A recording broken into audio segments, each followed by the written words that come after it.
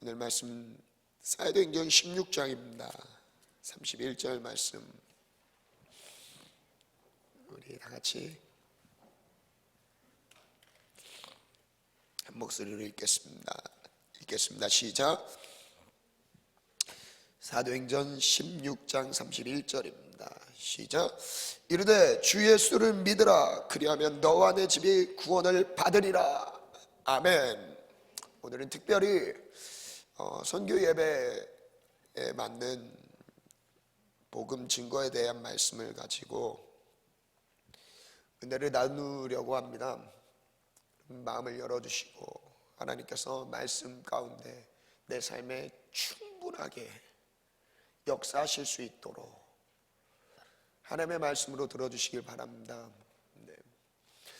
사도 바울이 지금 이 배경은 사도 바울이 2차 전도 여행을 떠나고 있던 중에 2차 전도 여행 중에 빌립보 감옥에서 있었던 사건이죠. 빌립보 감옥에서 복음 증거 때문에 감옥에 갇히게 됩니다. 그 가운데서 갇히게 된 계기가 있어요. 무슨 잘못을 했던 게 아닙니다. 귀신 쫓았던 이유 때문에 감옥에 갇히게 됩니다. 그 사회적인 질서를 무시했다라고 로마인들은 여기 성경에 기록되어 있지만요, 영적인 부분에서는요, 사도 바울에게 있던 이 복음의 색깔이 너무나 짙고 강하다 보니까 그 성이 소동합니다. 그 배경을 한번 볼게요. 16절부터 한번 보겠습니다. 16장 16절부터 18절까지 먼저 한번 보겠습니다. 사도 바울이 신라와 함께 기도하는 곳으로 이동 중에 귀신 들린 여종을 하나 만나게 됩니다. 우리 다 같이 읽겠습니다. 시작. 우리가 기도하는 곳에 가다가 점치는 귀신 들린 여종 하나를 만나니 참으로 그 주인들에게 큰 이익을 주는 자라. 그가 바울과 이 사람들은 지극히 높은 하나님의 종으로서 구원의 길을 너희에게 전하는 자라 하며 이같이 여러 날을 하는지라. 바울이 심히 괴로워하여 돌이켜 그 귀신에게 이르되 내가 내게 명하노니 그에게서 나오라 하니 귀신이 즉시 나오니라. 사도 바울이 기도하는 습관이 있었습니다. 매일마다 하나님께 나아가서 기도하는 습관을 갖고 있었죠. 그래서 지금 이 전도 여행을 가던 중에 전도 여행 중에 이 빌립보 지역에서 역시 전도의 사명을 감당하기 위해 지금 기도의 처소로 이동 중이죠. 그리고 그 기도의 처소에 갔을 때 귀신 들린 여종을 만나죠. 근데 이 귀신 들린 여종이 한 번 귀찮게 했던 게 아니었어요. 성경에 보면 뭐라고 하냐면 날마다입니다. 날마다 18절에 보면 이같이 여러 날을 하는지라. 원어에 보면 매일이에요. 매일.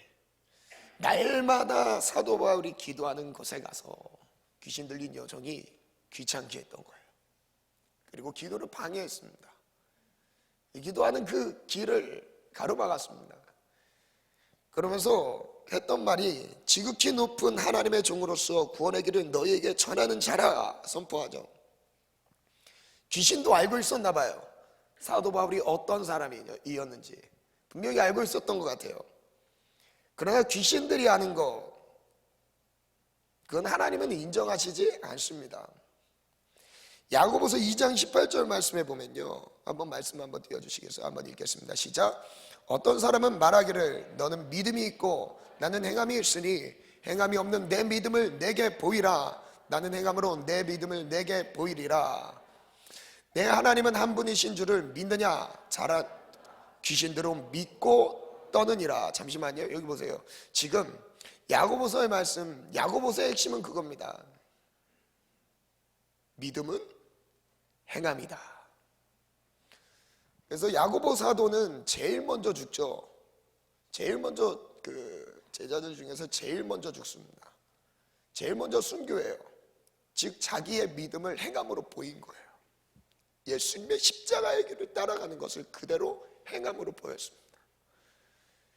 그래서 그 전체적인 주제 중에서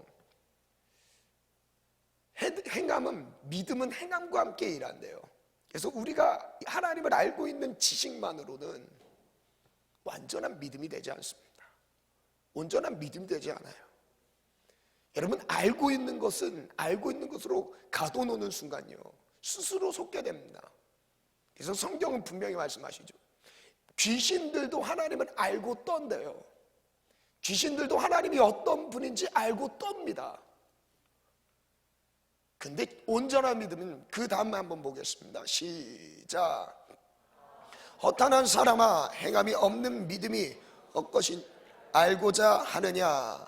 우리 조상 아브라함이 그 아들 이삭을 제단에 바칠 때 행함으로 의롭다 하심을 받은 것이 아니냐. 내가 보거니와 믿음이 그 행함과 함께 일하고 행함으로 믿음이 온전하게 되었느니라. 아브라함을 하나님께서 부르셨을 때요, 그리고 아브라함의 삶을 하나님이 책임지신다는 그 믿음의 확신을 가지고 아브라함은 하나님 앞에 반응해요. 믿음의 반응을 올려드립니다. 근데요, 하나님 앞에 아브라함이 믿음의 조상으로 인정받는 그 기준은요, 아브라함이 행함을 보였을 때였습니다. 마음의 진실함, 맞아요, 진실함이 있어야 돼요. 근데 이것만으로는 부족해요. 여러분, 기도해야 되는 거 알고 있죠? 하지 않으면 그것은 아는 것이 아닙니다. 전도해야 되는 거 알고 있습니다. 전도하지 않는 그건요, 아는 것이 아니에요. 성경은 그래서 믿음은 행함과 함께 일한다고 주님 선포하고 계시는 거예요. 지금 사도행전 16장에 나오는 이 귀신 들린 여종도 지금 다른 사람들이 알아보지 못했던 사도 바울을 하나님의 종으로 알아봤습니다. 그리고 떨고 있죠. 하나님께서 믿는 사람들에게 어떤 권능을 주셨죠? 마가복음 16장 한번 보겠습니다. 한번 읽겠습니다. 시작. 표적이 따르리니, 누구에게 표적이 따른대요? 믿는 자들에게 표적이 따릅니다. 믿는 자들에게 표적이 따라요. 근데 이 믿는 자의 해석을요, 예수님을 우리가 믿는 자라고도 이야기할 수 있죠. 근데 반대로도 생각할 수 있습니다. 하나님이 우리를 인정해 주시는 믿음이죠. 하나님이 우리를 인정해 주시는 사람이에요. 그러니까 믿음은요, 지금 제가 이 두 가지를 말씀드린 이유는요, 그러니까 하나님이 우리를 믿는 자, 그리고 한편에서 우리가 하나님을 믿는 자입니다.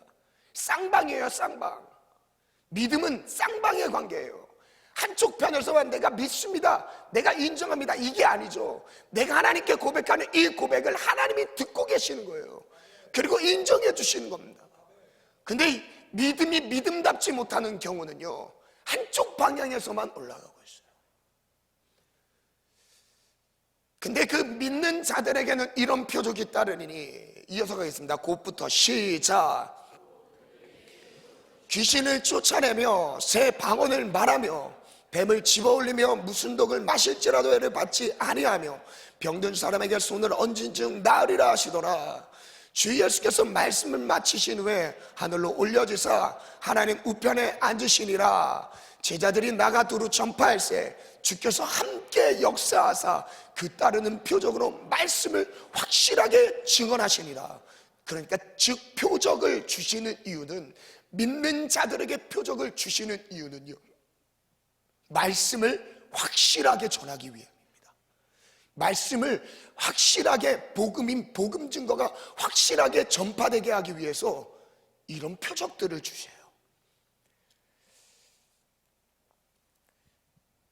사도행전 16장 이어서 한번 가겠습니다. 예수님의 이름으로 귀신을 쫓아냈을 때 즉시 나왔죠. 귀신 들린 여종, 점치는 귀신 들린 여종이었습니다. 근데 이 귀신 들린 여종이 이제 주인이 있던 거죠. 주인이 그 점치는 것으로 수익을 봤어요. 돈벌이를 여겨서 돈을 벌었습니다. 그래서 그 귀신 들린 여종이 점을 치는 그 돈을 주인이 수익으로 자기 주머니에 챙겼던 거죠. 19절부터 한번 읽겠습니다. 24절까지 갑니다. 시작. 여중에 주인들은 자기 수익의 소망이 끊어진 것을 보고 바울과 실라를 붙잡아 장터로 관리들에게 끌어갔다가 상관들 앞에 데려가서 말하되, 이 사람들이 유대인인데 우리 성을 심히 요란하게 하여 로마 사람인 우리가 받지도 못하고 행하지도 못할 풍성을 전한다 하거늘 우리가 일제히 일어나 고발하니 친 후에 옥에 가두고 간수에게 명 든든히 지키라 하니 그가 이러한 명령을 받아 그들을 깊은 옥에 가두고 그 발을 착고에 든든히 채웠더니, 지금 한번 사도 바울과 실라가 만나게 되는 상황들을 다시 한번 정리해 드릴게요. 첫 번째는 귀신 들린 여종을 만납니다. 그죠? 그래서 귀신을 쫓아오니까 그 여종에서 만나는 무리가 조금 바뀌죠. 누구죠? 주인을 만나죠.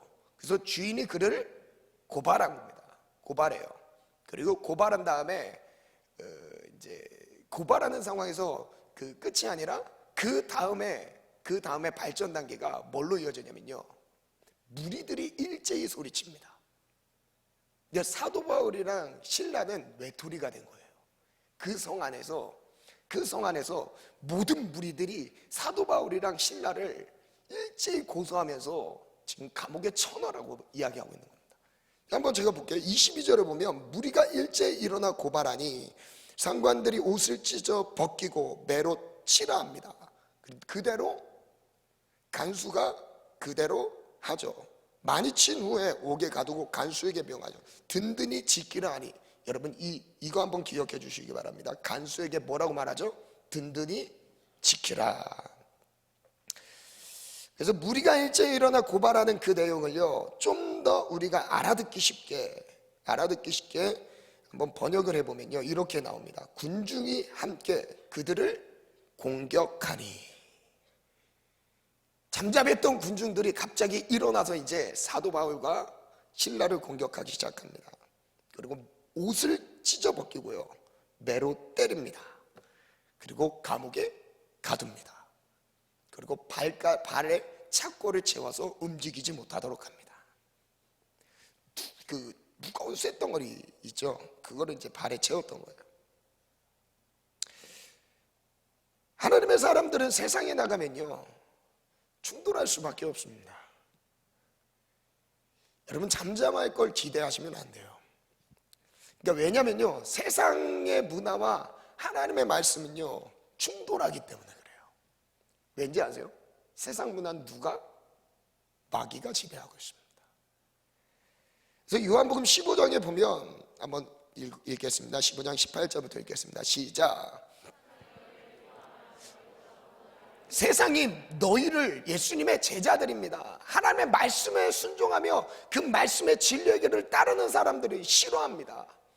세상이 너희를 싫어하거든. 이것을 뭐래요? 이것은 너희를 싫어하기 전에 먼저 누구를 싫어한 거랍니다. 먼저 누구를 싫어한 거라고 말씀하시죠? 나를 싫어한 것이라고 말씀하십니다. 나는 누구죠? 예수님입니다. 세상이 하나님의 제자들, 예수님의 제자들, 즉 하나님의 말씀에 순종하며 그 말씀의 사명을 감당하면서 따라가는 사람들을 미워하기 그 전에, 그 사람들을 미워하기 전에 나를 먼저 미워했다고 말씀하십니다. 이어서 가겠습니다. 시작. 자기의 것을 사랑할 것이나 너희는 세상에 속한 자가 아니오, 도리어 내가 너희를 세상에서 택하였기 때문에 세상이 너희를 미워하였느니라. 여러분, 그래서 세상이 미워하는 것은 당연한 거예요. 세상 사람들, 세상 친구들이 믿음의 길을 가는 우리에게 손가락질 한다는 건요, 그리고 지금 우리는 믿음의 사람이지만 따로 우리가 무인도나 어디 산골짜기에 박혀서 살 수는 없잖아요. 나가서 빛을 비춰야죠. 직장에 갔을 때도 여러분 소외될 수밖에 없습니다. 왜죠? 세상이 갖고 있는 것과 달라요. 그리고 세상이 우리를 미워합니다. 진리를 미워해요. 회식 자리에 가봐요. 술 안 마신다고 하면 어떻게 되죠? 욕 먹습니다. 욕 먹어요. 사회 부적응자 취급을 합니다. 부적응자 취급을 해요. 여러분, 대학 가보세요. 새내기도 대학 가보세요. 대학 가면 모든 모임이 술로 연결돼 있어요. 안 마신다고 해보세요. 어떻게 되죠? 적응 못하는 사람 취급해요. 겁줍니다. 술 안 마시고 어떻게 노네요? 이게 지금 세상의 문화입니다. 여러분 지금 마음을 결정하셔야 됩니다. 내가 확실한 하나님의 사람으로서 하나님의 뜻 가운데 서 있든지요, 아니면 어중간하게 타협하다가 세상이 미워하는 진리의 사람은 미워하게 돼 있어요. 하나님의 사람은 미워하게 돼 있습니다.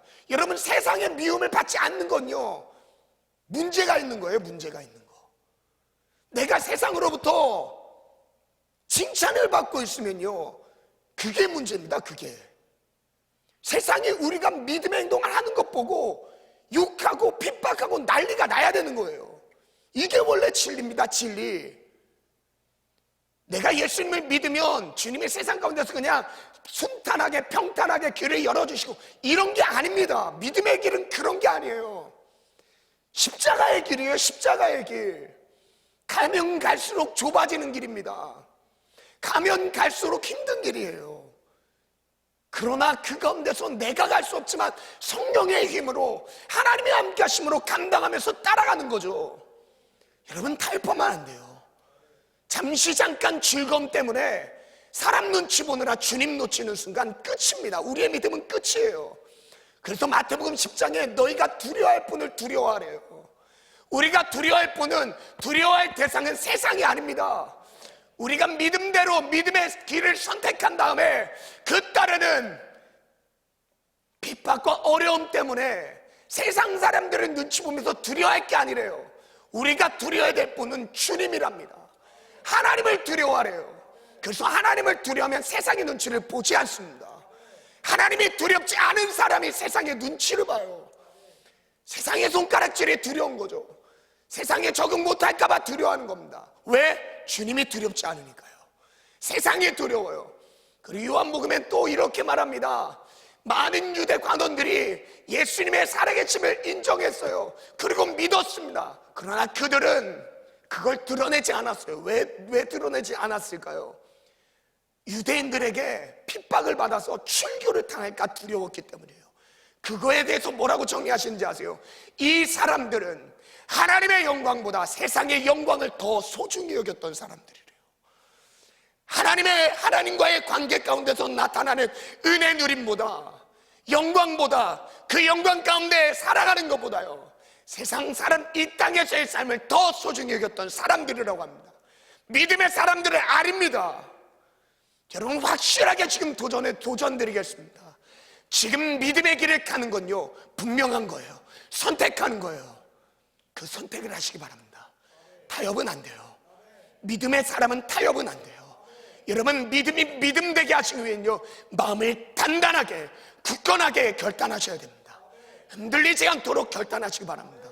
그 다음 말씀 이어서 그래서 요한일서 3장 말씀은 이렇게 말합니다. 시작. 3장 요한일서 3장 13절 말씀 가겠습니다. 시작.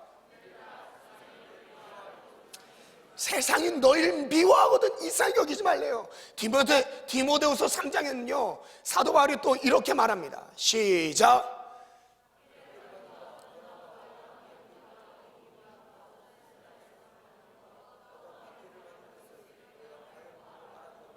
주께서 이 모든 것 가운데서 나를 건지셨느니라. 무릇 그리스도 예수 안에서 경건하게 살고자 하는 자는 박해를 받으리라. 여러분 경건을 지키기 위해서, 말씀대로 순종하기 위해서요, 세상은 순종하지 못하게 만드는 거예요. 왜 사람들의 눈치를 보게 하는지 아세요? 말씀에 순종하지 못하도록 하는 겁니다. 그래서 무릇 예수 그리스도 안에서 경건한 삶을 결단한 사람들은 박해를 받을 수밖에 없는 거예요. 아멘. 그래서 믿음의 결단 위에 항상 따라다니는 게 세상의 핍박입니다. 그래서 마태복음 5장에는 이렇게까지 말씀하세요. 의를 위해 핍박을 받는 것, 박해를 받는 건 너희가 복이 있는 거래요. 복이 있는 거. 의를 위해 박해를 받는 것은 너희에게 복이 있대요. 복이 있다고 주님 말씀하십니다. 그리고 천국을 주신대요. 박해가 우리에게 천국을 만들어주는 거. 마태복음 5장 10절에서 12절 말씀 한번 얘기했습니다. 다 같이 읽겠습니다. 안 줬나요 제가? 시작. 복이 있는 날이 천국의 그들의 것임이라. 나로 말미암아 너희를 박해하고 너희에게 복이 있나? 뭐 할 때 복이 있대요? 세상 가운데서 말씀 지키다가 의 때문에 의로움은 타협하지 않는 거예요. 말씀대로 순종하다가 세상으로부터 미움을 받게 되는 그 상황이 우리에게 복이 있다는 거예요. 복. 세상적인 복과 전혀 다릅니다. 우리 세상에서 말하는 복의 개념과 더 완전 달라요. 월급 좀 더 받기 위해서 주일 예배를 포기하는 것과 다릅니다. 하나님이 주신 복은 아니에요. 하나님이 주신 복은 말씀 가운데 순종하다가 세상 가운데 버림받는 겁니다. 아멘. 그 사람에게 복을 주신대요. 이어서 갑니다. 시작.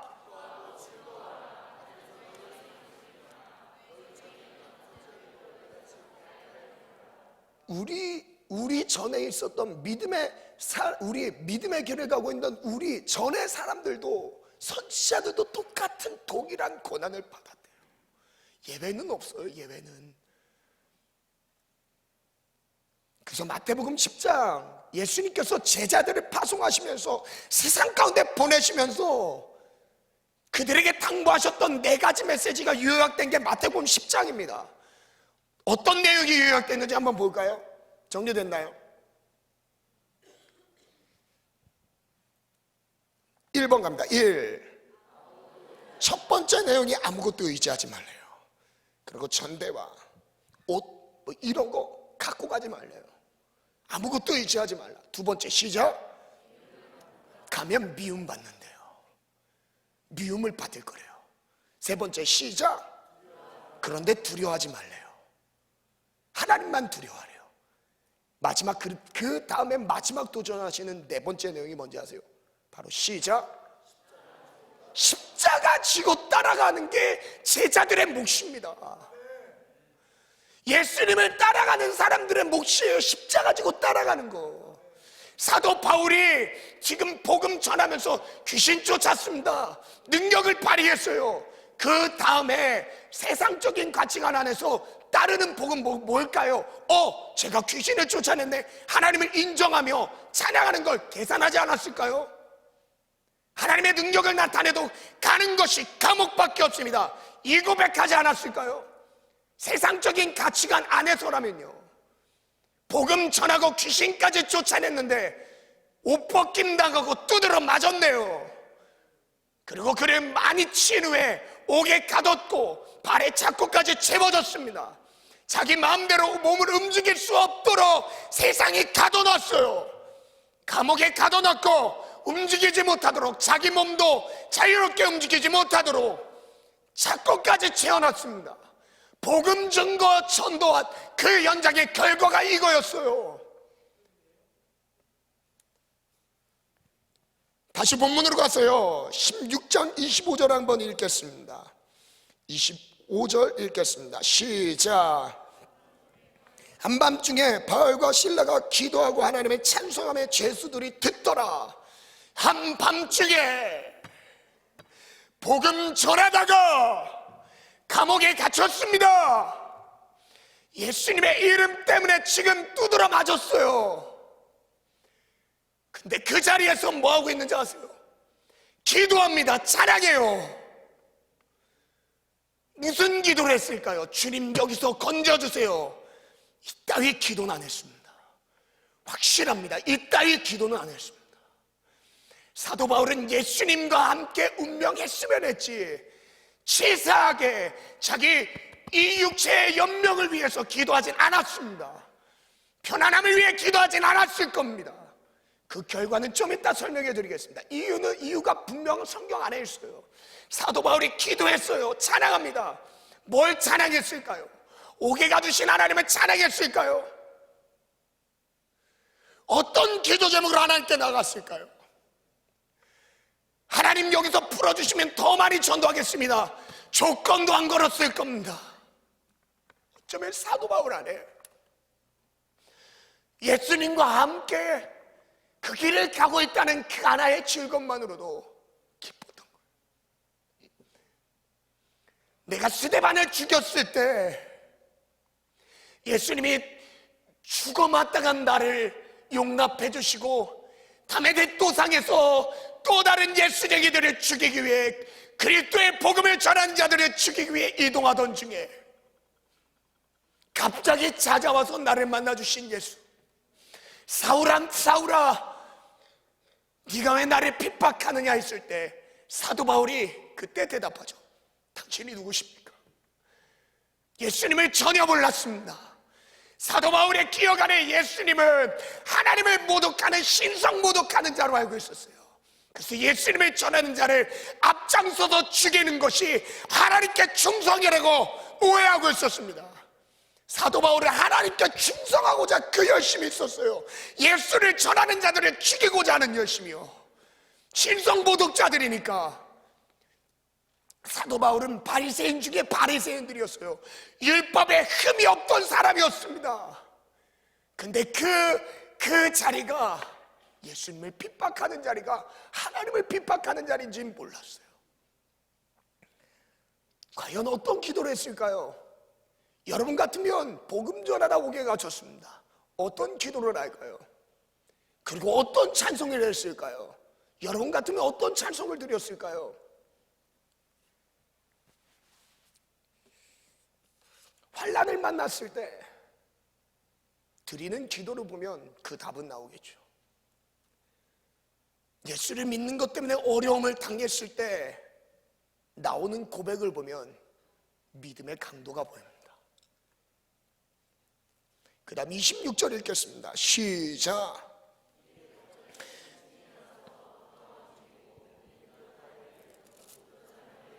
다 벗어지죠. 바울과 실라가 찬송하고 기도할 때, 그때입니다. 그때 옥터를 흔드셨어요. 누가 흔드셨을까요? 하나님입니다. 지진을 일으키신 분이 하나님이에요. 옥문을 여셨대요. 누가요? 하나님입니다. 그리고 착고를 다 풀어줬대요. 누가 하셨을까요? 하나님이 하신 거예요. 하나님이요. 근데 중요한 건 왜 하셨을까요? 왜입니다. 왜 하나님이 옥터를 움직이셨을까요? 옥문을 왜 여셨을까요? 옥문이 열리는 이유가 뭐죠? 나가라고요. 근데 나가지 않아요.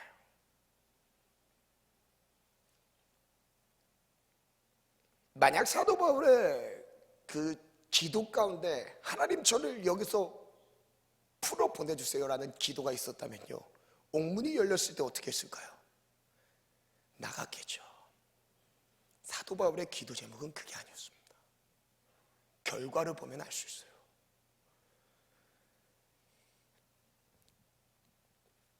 그 찬송과 기도 소리를 죄수들이 듣고 있습니다. 그리고 26절에 보면 그 역사를 하나님이 다 일으키시죠. 27절부터 가겠습니다. 쭉 읽을게요. 시작. 간수가 자다가 깨어 옥문들이 열린 것을 보고 죄수들이 도망한 줄 생각하고 칼을 빼어 자결. 바울이 크게 소리질러 이르되 내 몸을 상하게 하지 말라, 우리가 다 여기 있노라 하니 간수가 등불을 뛰어들어가 무서워 떨며 바울과 실라 앞에 엎드리고 그들을 데리고 나가 이르되 주 예수를 믿으라, 그리하면 너와 내 집이 구원을 받으리라 하고 주의 말씀을 그 사람과 그 집에 있는 모든 사람에게 전하더라. 그 밤 그 시각에 간수가 그들을 데려다가 그 맞은 자리를 씻어주고 자기와 그 온 가족이 다 그들을 데리고 자기 집에 올라가서 음식을 차려주고 그 온 집안이 하나님을 믿음으로 크게 기뻐하니라. 여러분, 결론을 말씀드리면요, 하나님의 옥터를 흔드신 이유는요, 그리고 옥문을 여신 이유는요, 간수를 구원하고자 함이었습니다. 간수 한 영혼을, 그리고 그의 가족들을 구원하기 위해서 옥터를 흔드세요. 그리고 옥문을 여세요. 만약에 사도 바울 하나님이 끄집어내는 것이 하나님의 목표였다면요, 사도 바울은 거기서 나갔어야 돼요. 근데 나가지 않습니다. 절대 나가지 않아요. 그 다음에 이후에 한번 말씀 보면요, 35절부터 한번 보고 제가 읽어드릴게요. 날이 새매 상관들이 부하를 보내어 그 사람들은 놓으라니 간수가 그 말대로 바울에게 말하되 상관들이 사람을 보내어 너희를 놓으라 하였으니 너희가 누구죠? 바울과 신라입니다. 이제는 나가서 평안히 가라 하거늘 이제 풀어주는 거예요. 감옥에서 풀어줍니다. 그럼 풀어줄 때 어떻게 하죠? 나가야 되죠. 근데 안 나가요. 어떻게 할까요? 37절 읽습니다. 시작. 로마 사람인 우리를 죄도 정하지 아니하고 공중 앞에서 때리고 옥에 가두었다가 이제는 가만히 내보내고자 하느냐? 아니라 그들이 친히 와서 우리를 데리고 나가야 하리라 한데, 여러분 보세요. 사도 바울은 복음 때문에 기죽지 않았습니다. 절대 기죽지 않았어요. 감옥에 갇혀있는 그 동안도 풀어줘서 나가라고 하니까 오 감사합니다 막 나가지 않아요. 어떻게 하죠? 지휘관 데리고 오래요. 왜 로마 사람이 나를 죄도 정하지 않고 때리고 옥에 가뒀냐고 따져본다는 거예요. 그리고 와서 직접 데리고 나갑니다. 그 이어서 제가 한번 읽어드릴게요. 38절부터 부하들이 이 말을 상관들에게 보고하니 그들이 로마 사람이라 하는 말을 듣고 두려워합니다. 두려워해요. 사도 바울의 신분이 드러나고 정상적인 로마 사람이라는 것, 그거 알게 된 다음에 두려워합니다. 그 다음에 39절 갑니다. 시작. 그래서 그 다음에 그 성에 떠나기를 정합니다. 오늘 말씀을 정리하겠습니다. 바울과 신라의 기도는 주님이 분명히 응답하시는 내용이에요. 무슨 기도를 했을까요? 감옥에서도 영혼을 구하는 기도를 했습니다. 그리고 어떤 찬양을 했을까요? 아마도 십자가의 고난에 동참하는 은혜에 감사하는 찬양을 하지 않았을까요? 하나님의 역사는 그리고 간수와 가족들에게 뻗어가기 시작합니다. 사람들은 왜 사도 바울을 두려워했을까요? 그리고 귀신 쫓았던 상황도 알았고 그 후에 일어나는 옥터가 흔들리는 사건들, 사도 바울과 함께 있을 때 나타나는 하나님의 기적과 능력들이 분명히 확인됐습니다. 근데 왜 그 성을 떠나기를 간청했을까요? 마가복음 5장 13절 17절 말씀입니다. 한번 군대 귀신 들렸던 사람들에 대한 마지막 결론 내용인데요, 아무도 제어할 수 없었습니다. 쇠고랑으로 매도 끊고 자기 몸을 막혀야 하는 귀신 들린 사람이죠. 그때 예수님께서 더러운 귀신을 쫓아주십니다. 읽겠습니다. 시작. 허락하신데 더러운 귀신들이 나와서 돼지에게로 들어 내리다라 바다에서 몰사하거늘 치던 자들이 도망하여 음대와 여러 마을에 사람들이 어떻게 되었는지 보러 와서 예수께 이르러 그 귀신 들렸던 자 곧 군대 귀신 옷을 입고 정신이 온전하여 앉은 것을 보고 두려워합니다. 왜 두려워했을까요? 정신이 온전해서 앉아 있습니다. 그리고 두려워해요. 그리고 그 다음 절 가겠습니다. 시작. 돼지의 본 자들이 그에게 알림해 당갑니다. 시작. 그들이 예수께 그 지방에서 떠나시기를 간구하더라. 정신병자 귀신 들렸던 자를 군대 귀신들이 아무도 그를 제어할 힘이 없었습니다.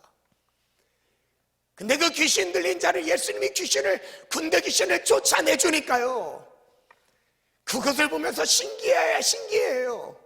하나님을 인정했겠죠. 그런 다음에 나오는 마지막 행동이 뭐예요? 떠나시기를 간청해요.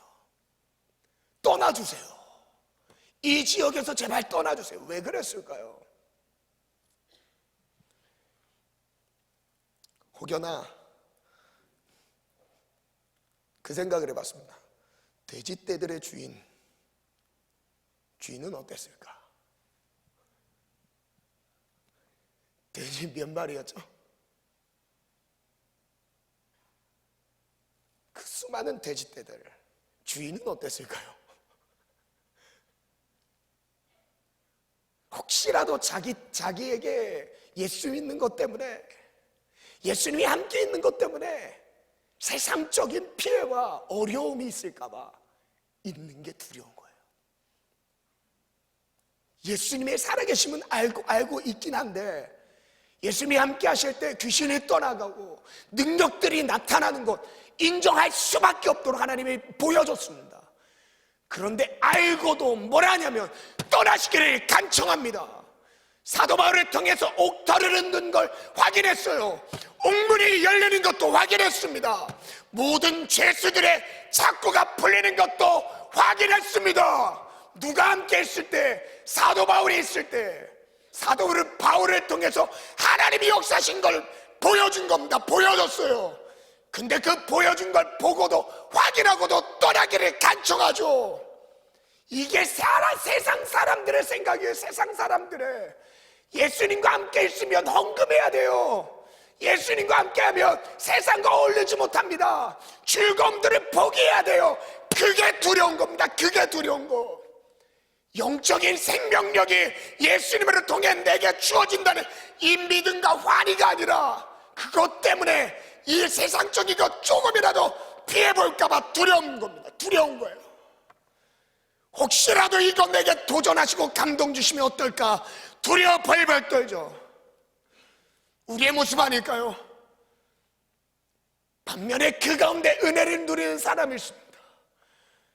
간수와 간수의 가족들, 주님이 만나주시죠. 기도하겠습니다.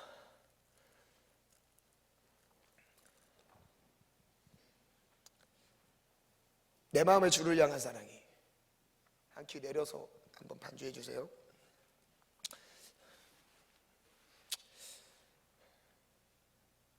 여러분 정말 하나님이랑 함께 있는 게 행복하십니까? 그러면 어떡하죠? 함께 있으면 십자가의 길을 가야 되는데,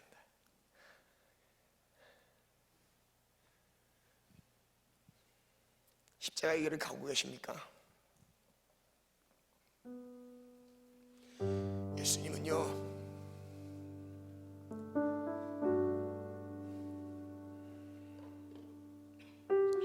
온 인류의 죄를 짊어지셨습니다. 요한복음 1장에 예수님의 등장과 함께 예수님의 등장을 이렇게 표현합니다.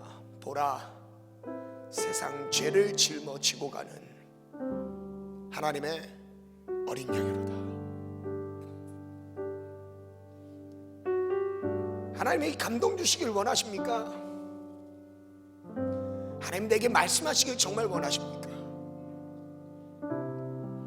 여러분 세상적인 즐거움을 누리고자 하는 내 기준의 감동 말고요, 여러분 그 감동의 시작은요 십자가의 길이에요. 복음 증거의 사명입니다.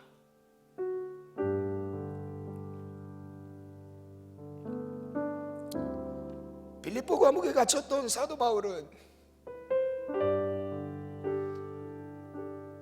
예수님의 이름으로 이적을 나타내고, 그리고 또 그 지역에서 사명을 감당하기 위해 하나님은 그 중심도 아셨겠죠. 가다 보니 결국 멈춰섰던 곳은 감옥이었습니다. 어쩌면 이때 주님의 복음을 전하는데 왜 나에겐 이런 일들이 생깁니까? 복음을 전하고 있는데 왜 나의 삶에선 이런 문제들이 일어나고 있습니까? 그럴 여유와 틈조차 없이 사도 바울은 그냥 예수님의 십자가 하나만으로도 충분했습니다.